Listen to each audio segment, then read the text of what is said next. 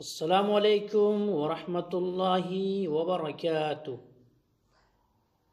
الحمد للہ والصلاة والسلام علی رسول اللہ، اما بعد۔ محترم ناظرین و سامعین، آج میں آپ حضرات کے سامنے لے کر کے حاضر ہوا ہوں موت کی خبر سن کر کے کیا کریں۔ تو ناظرین، موت کی خبر سن کر کے دعا پڑھیں، انا للہ و انا الیہ راجعون۔ مطلب کیا ہے؟ ہم اللہ ہی کے لیے ہیں اور اللہ ہی کے جانب لوٹ کر کے جانے والے ہیں، یہ دعا پڑھیں۔ اسی طرح سے جب کوئی انسان وفات پا جائے، مر جائے، تو وہاں پہ جو حاضرین ہیں ان کو کیا کرنا چاہیے؟ تو حاضرین کے لیے مسنون اور مستحب یہ ہے کہ جو مر گیا ہے اس شخص کی آنکھیں اگر کھلی ہوئی ہے، اور ظاہر سی بات ہے جب کوئی انسان وفات پاتا ہے، مرتا ہے، اس دنیا کو چھوڑتا ہے، تو اس وقت ان کی آنکھیں کھلی کی کھلی رہ جاتی ہے، پھٹی کی پھٹی رہ جاتی ہے۔ ایسا کیوں ہوتا ہے کہ وہ پیچھا کرتے، ان کے روح جب نکال کے لے جایا جاتا ہے تو اس وقت ان کو دیکھتی ہے روح، آنکھیں، تو اس لیے آنکھیں کھلی رہ جاتی ہے۔ اس لیے وہاں پہ جو حاضرین ہیں ان کا کام یہ ہے کہ ایسا کیا جائے کہ آنکھیں اگر کھلی ہے تو اس کو بند کر دیا جائے۔ اسی طرح سے اعضائے بدن بھی اگر کہیں بکھرا ہوا ہے یا منہ کھلا ہوا ہے تو اس کو بھی ذرا کپڑے سے باندھ دیا جائے تاکہ منہ اور نہ پھٹ جائے اور نہ کھل جائے۔ کوئی اعضائے بدن میں سے کوئی چیز ٹیڑھا ہو گیا ہے تو ان کو بھی سیدھا کر دیا جائے۔ کیوں ایسا کیوں کیا جائے؟ کیونکہ ابھی سیدھا کریں گے تو ابھی صحیح ہو جائے گا، لیکن بعد میں پھر جب سیدھا کریں گے تو بڑا تکلیف ہوگا۔ اسی لیے کیا ہے، ان کے جو ہے اعضائے بدن کے کوئی حصہ اگر ادھر ادھر بکھر گیا تو ان کو بھی درست کر دیں، اور دعا کریں ان کے حق میں یا اپنے حق میں بھی دعا کریں۔ اس وقت واویلا نہ کریں، اس وقت غیر ضروری چیز نہ کریں۔ عموماً ہوتا ہے کوئی انسان مر جاتا ہے تو طرح طرح کی باتیں لوگ کرنا شروع کرتے، لیکن صبر کرنا ہے کیونکہ ہر انسان کو جانا ہے، اور ان کے تعلق سے دعا کرنا ہے۔ دعا کیا کریں؟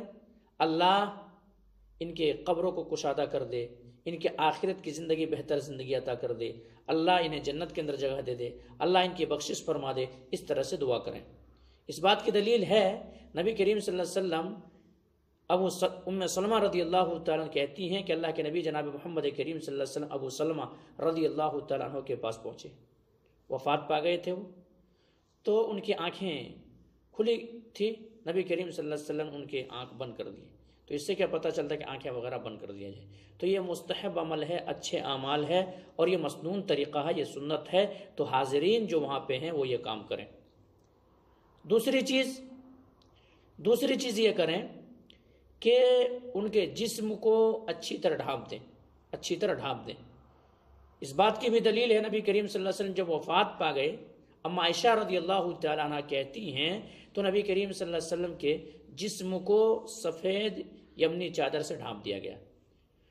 ابو بکر صدیق رضی اللہ تعالیٰ عنہ جب آئے تو چادر کو ہٹائے اور بوسہ دیے، اس کے بعد کہے کہ نبی کریم صلی اللہ علیہ وسلم وفات پا گئے۔